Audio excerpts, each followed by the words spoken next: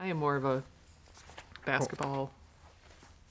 Soccer. Yeah, but soccer. You watch soccer. Soccer is like, Well, it takes forever but and see, nothing happens. I was not really a soccer fan as much as I became a fan of these women who are playing soccer. And so Right. I've come to love the game. Come to love. I can't say that I like initially did. And I've come to like understand why it exciting. can when be it's exciting not. to watch Yeah. even when they don't score. That's the part I But- can't get. But I understand it intellectually. Yeah. I understand it intellectually. I just don't subscribe to it emotionally. But I mean, at least like in soccer, there's 90 minutes, no breaks. there's movement the whole time. It's not like, all right, let's Okay. wait for the next sign. Right, but here's the part I can't really reconcile is the whole thing where it's 90 minutes, but then someone somewhere says, "Oh, you know what? There's 4 more." Yeah, it's Form- stoppage time. Because it's stoppage time. Stuff that happens Right. in Okay. the So game. just stop the clock. Like you say, it's 90 minutes with no stops, but it's like if there's stoppage time, then just stop the But clock, if they and then it stop can the actually clock, be then 90 it would be minutes. like baseball. No, baseball has no clock. I know. That's why it goes on forever. Yeah. No, that is a problem. I mean, we do have to fix that. I don't know if we're gonna fix it in this Yeah. conversation. Are we filming yet? I think we could. Oh gosh, Are we? I think so. Oh. Although I didn't see a red light, so I got a little confused. Yeah, where is the red light? I turned it off on the front. Whoa. This is We're all going to a really part have of to start Michael's watching plan ourselves. to take over the world. This is Skynet. This is how it starts. This is how. Well, it's been nice knowing you. yeah. We're done. All right. Well, are you ready? I am. Okay, well, let's start. Hi, everybody. Welcome to the Big Idea Podcast. My name is Eric Bramlett, and I am joined by... Tammy Melchien. How you doing today, Tammy? Pretty good. Yeah, it's Yeah. opening day, the Cubs. It is. When we're filming, and so we is. don't know if they're undefeated yet, but we assume that they will be, and we're excited. I'm excited. And it's opening night, Saturday night for my Chicago Red Stars. Saturday night, the I'm Chicago sure you were Red about to mention Stars. that as well. I was. It's like right on the tip of my tongue. You know how I love soccer. Go Red Stars. Go Red Stars. The stars are red. We're doing a series. It's 4 weeks long, and it's in the summer. And it's one of those series that kind of fits where it definitely has a concept, and everything fits within the theme. But it's also one of those summer series where if you showed up for just the one because of vacation or whatever, you'd be able to have a meaningful experience without necessarily feeling like, oh, I wasn't there the week before, or I will be there the week after. But we'd still love for you to come to every one. All arts directors and anyone on staff is certainly invited to attend any of our services at any time. So yeah, we're big fans of attending the church that you work at.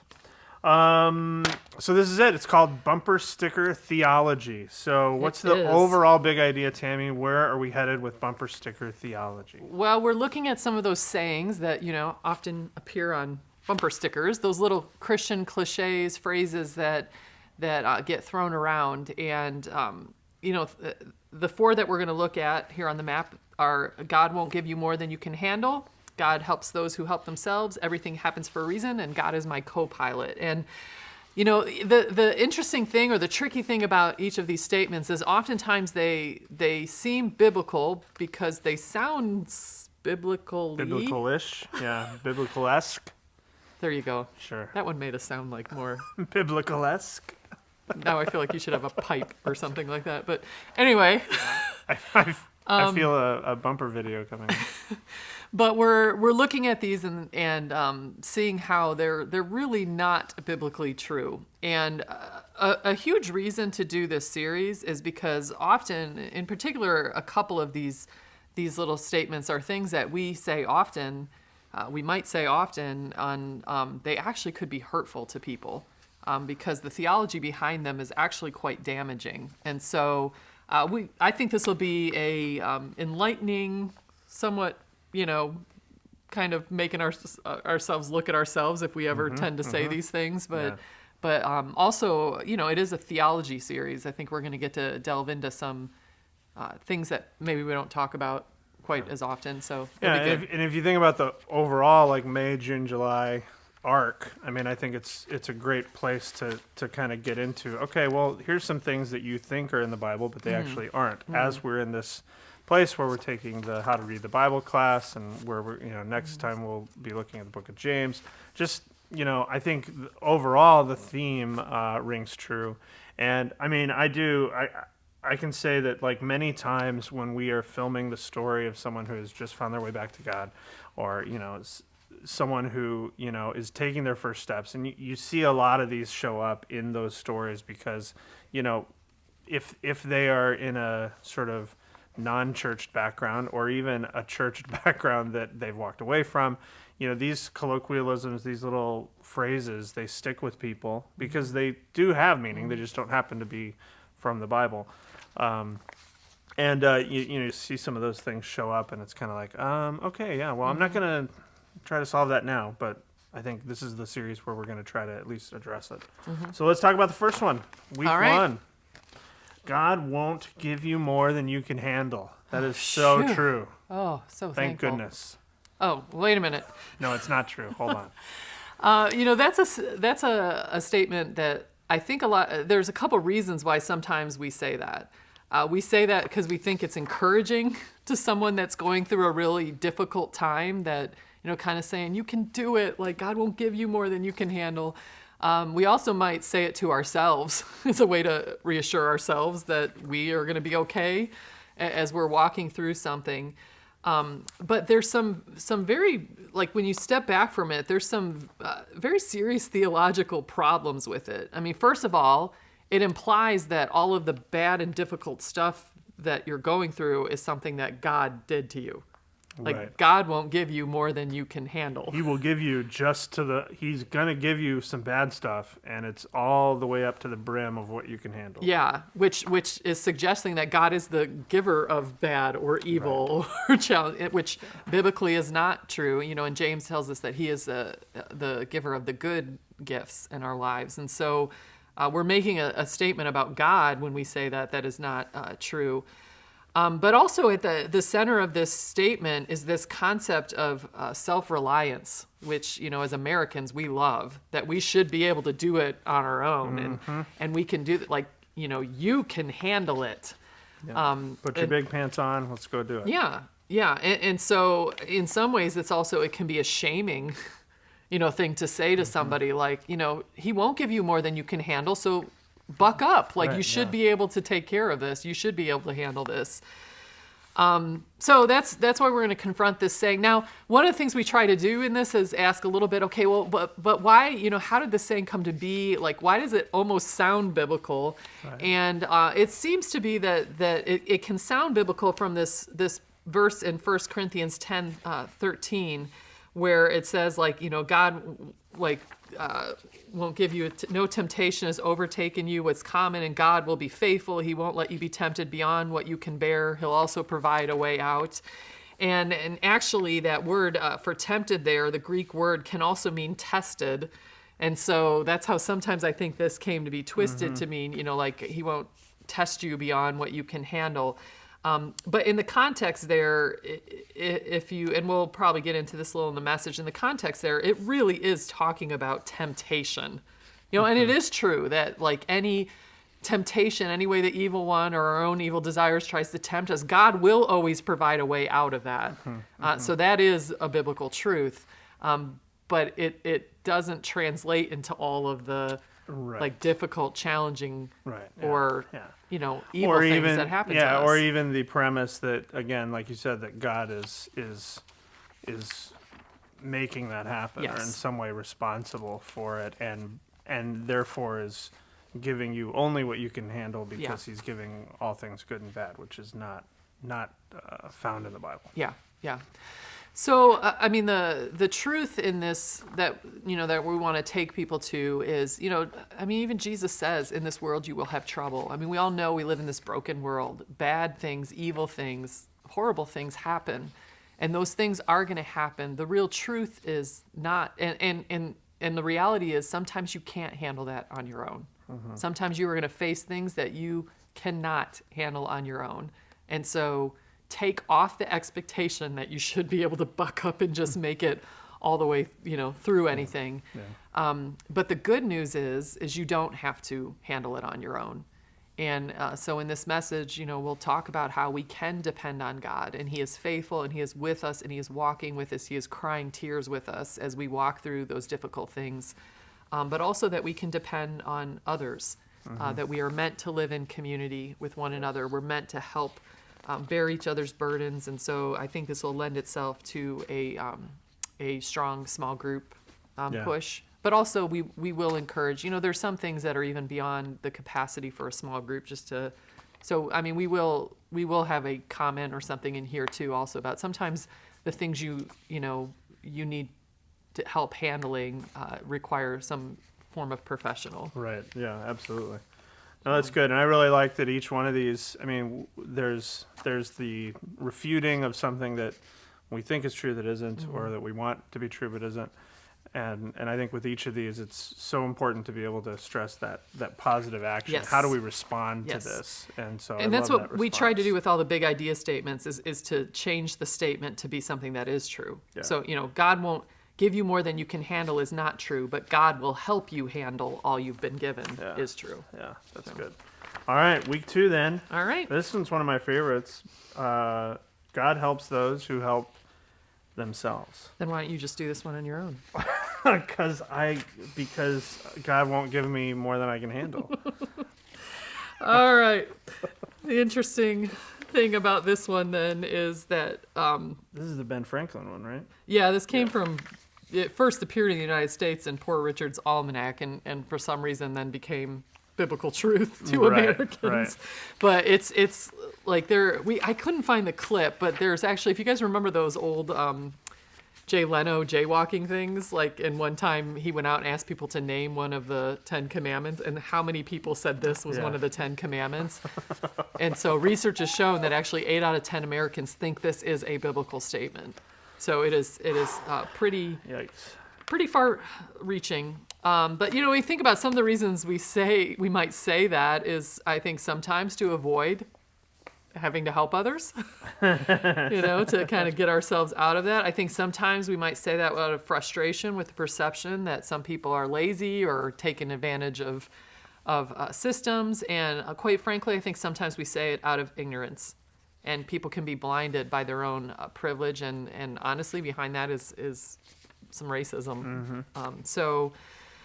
The misconception of why people think that this is in the Bible.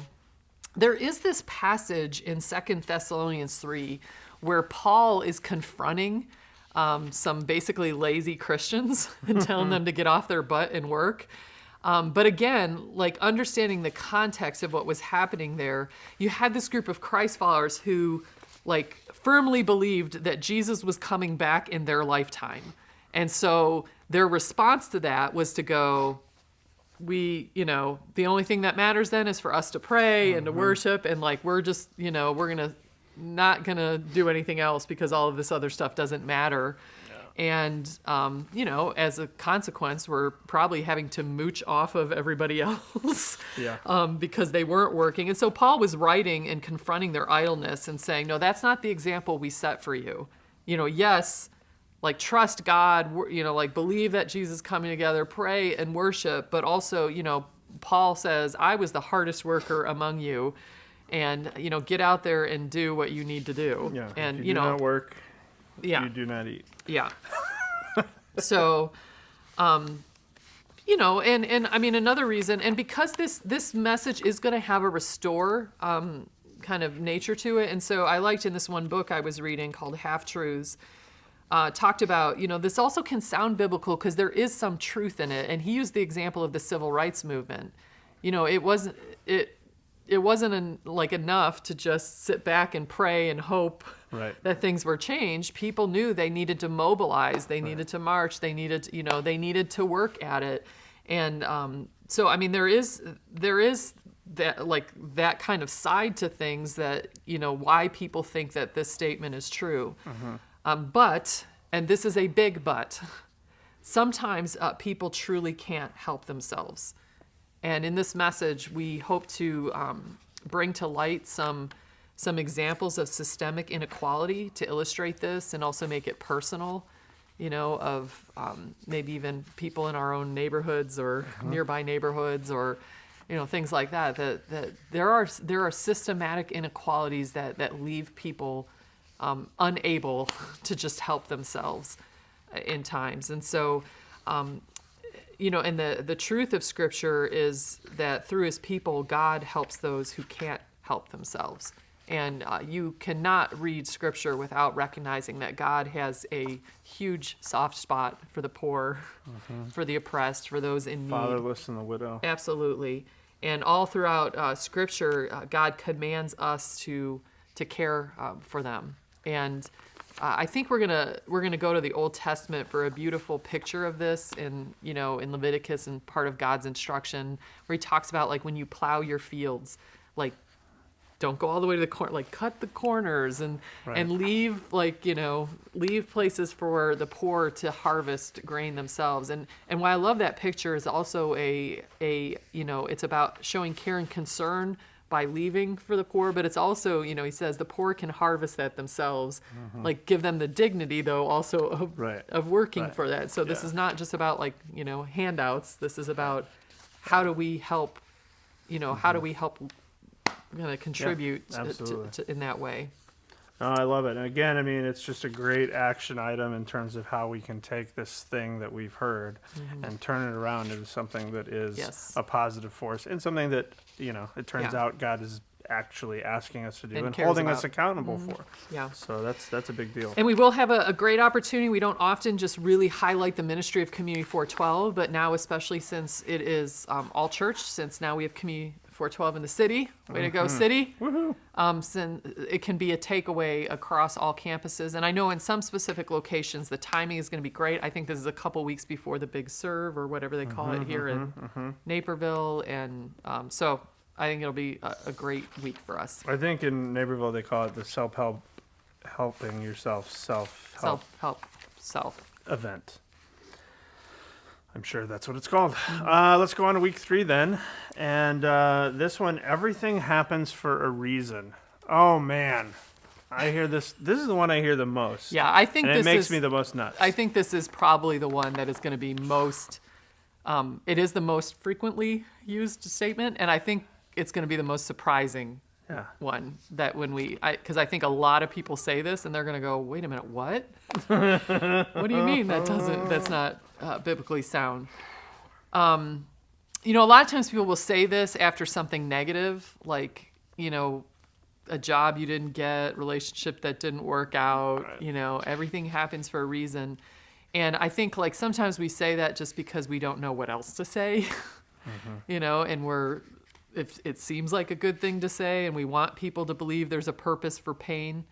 But I also think we find comfort in that statement, because anytime, like, our world gets rocked or something, just we don't know what to do with it. I think in the statement is kind of this, like, but God's in control. God's in control. So, like, I got to believe there's a reason for this. Right. And He has a plan, and this is a part of it. Yeah. And somehow that makes us feel better. But the theology behind the statement is really messed up. It's really messed up. And so we're going to get to talk about some big theological concepts in this message. Because really the premise behind the statement is that everything that happens is God's will. And so we're going to talk about the theological term for that is determinism. And determinism says that in order for God to be sovereign, it means that He has to have dominion over everything. And so that means that God must cause everything to happen, that He determines everything that happens, as if life is, like, unfolding according to this script that He has made. And, you can cherry pick scriptures that make that seem like that, that is a viable theological view. But there are some huge problems with this view. For one thing, it eliminates any personal responsibility. So, if I decide I'm going to kill my neighbor, well, that was in God's will, because it happened, which it didn't. It's just an example. An extreme example. Please, no letters or inquiries into the newspapers about the murdering of any of Tammy's neighbors. Yeah. But I mean, think about that. When you're saying everything happens for a reason, to someone whose child has been murdered, or to someone who has been raped, or to some, I mean, Yeah. like really, like we want to say that God like wanted that. Yeah, putting God in the role of puppet master in the wake of so many things that are broken in this world, Yeah. creates a problem. Yeah. And it, like you say in here, it's no wonder that people, if they are subscribing to that philosophy or hearing that philosophy, it's no wonder that some would reject it based on the idea Absolutely, that God yeah. is clearly not a loving God if he is Yeah. completely in control and is able to put these things into action. I mean, that's not the God we Yeah. would want to serve. Yeah, and it's dangerous because it can lead people to like be like, I don't want anything to do with that God, or indifferent, or it also can lead to fatalism. The sense of like, we have no control Nothing I over can anything do. that's going to happen, so Yep. I'm just here living out my days and Right. that. So yeah, there's a lot of problems with that. But we also want to, if we're going to like talk about that extreme kind of thing that is behind that statement, we also want to make sure that it's clear what we're not saying too. Because we're not saying that God has no control over anything that happens. That would be deism, which is like the polar opposite. That's more saying like, God created things, set things in motion, and then he's hands Right, off yeah, and he's everything's the silent observer Yeah. of what's taking place. Yeah, which, I mean, in that view, that says that like all that we have in Scripture and all the ways that like it would say that God is not involved Right, in all and of that prayer and solicitation of a God who is not involved and not responding would be fruitless and Yeah. not essential or not needed. Yeah, Clearly, that's not what Scripture says about prayer. yeah.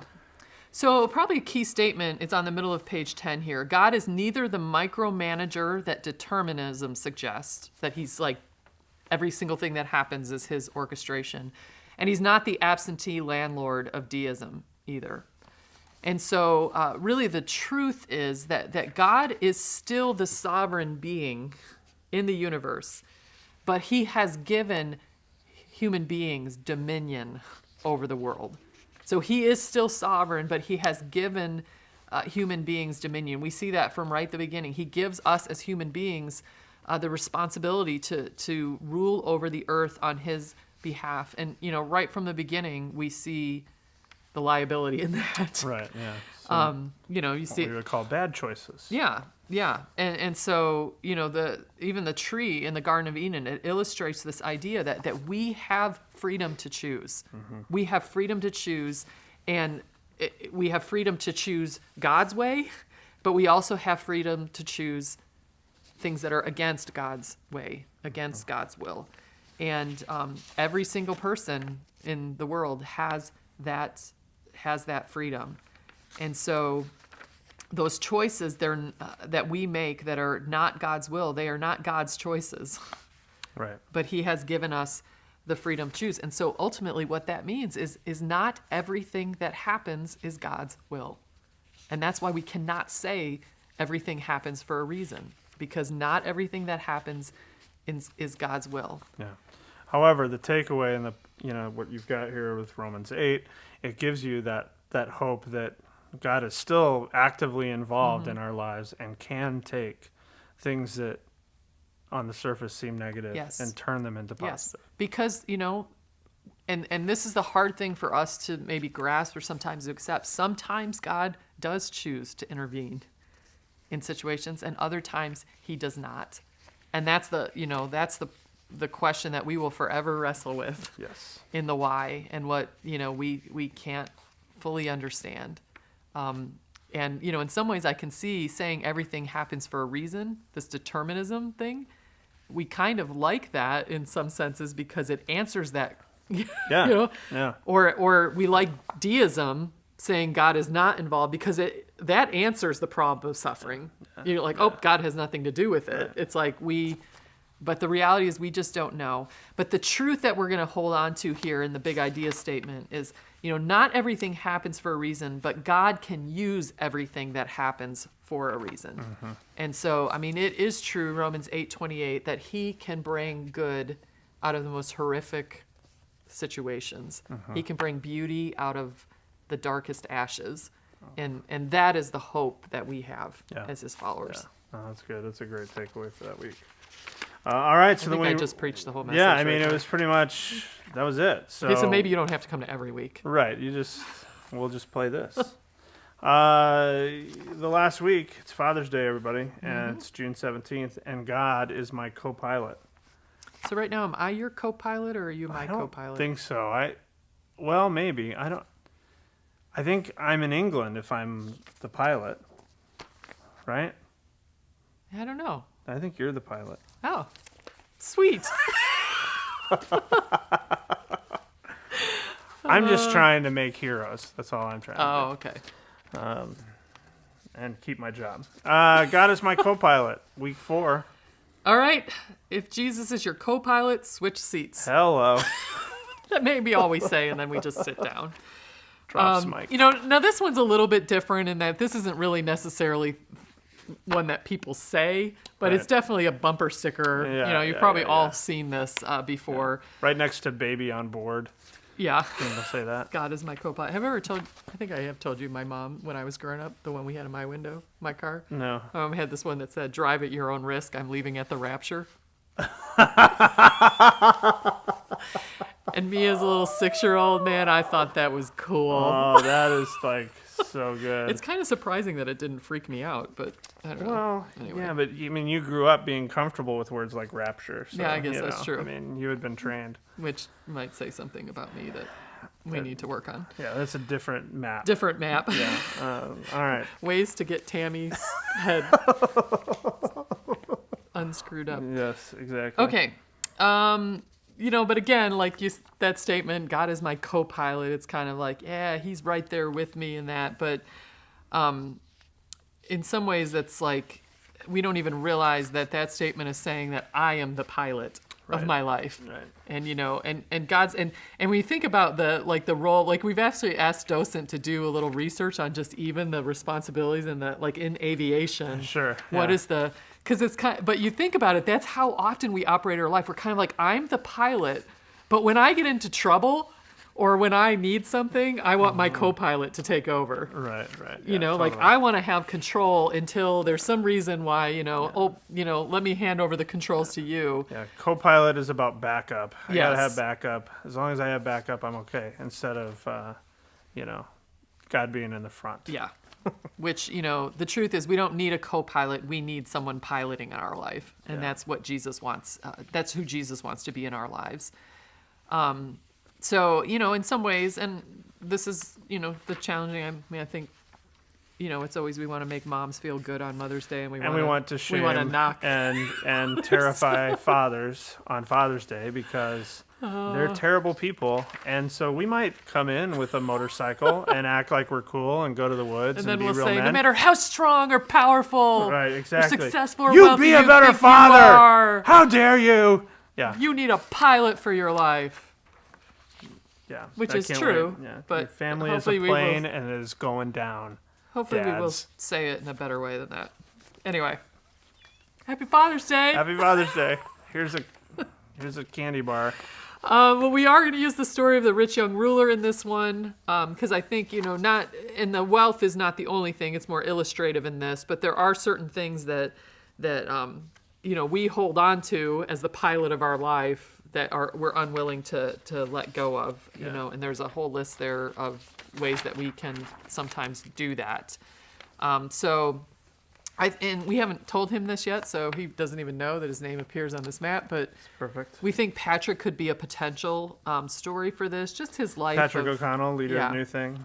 Yeah, just his life of like kind of, successful businessman and all this stuff he was doing. And he really battled with, I think, that idea of surrendering his life. Yeah, he breezes by it in his intro, but I think there's a lot Yeah. of challenge that he went through Yeah. to get to the place where not only he would become a Christian, but, leave everything, plant a church. Yeah. all that entire story. Which, is if we use amazing. his story, what we would want him to do is we would really want him to tell. Like, we're not as interested in, because most people sitting there aren't going to be like, I want to lead a church planting network. We want his story from the wrestling to becoming a Christ follower, Yeah, like it's heavy on it's that the side of it. co-pilot surrender. Yeah. So I think the quote that we have on here from C.S. Lewis to close this is pretty good too. Just this, because I think some of us we're comfortable with him being our co-pilot, but it's a lot scarier to think about turning over everything in your life to him, and that's really what this message is challenging us to do. Yeah, and it's a great challenge. Great challenge at the end of the series too, to be able to say, lay it all down, give him the keys.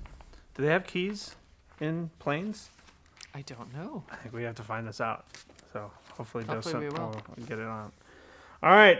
Well, this is a great series. Could you imagine the pilot? Really. Oh, I don't have my keys. Do they have to show a license? They have a driver's license. I don't Do know. they get pulled over? No, I don't think they get pulled over. I've always wondered too, because I know a couple pilots. Like if I'm sitting there and sometimes they announce the name of the pilot, like Does it make you nervous if you know them? yeah, I don't know. There's some reason it might. It's like more helpful if you don't know. If I don't know who are. it is, and So like no one is my co-pilot. Like anonymous. Anonymous is my I co-pilot. just want to be blindly led. Wow, that's exciting. All right, we really do need to have that series about me getting my head. Yeah, this series about fixing Tammy is really starting to shape up. But in the meantime, we'll focus on bumper sticker theology. Thank you so much for joining us. Hope the brainstorms are awesome and we come up with some great things that point people towards Jesus. For Tammy, I've been Eric, and this has been the Big Idea ya. Podcast. So long, everybody.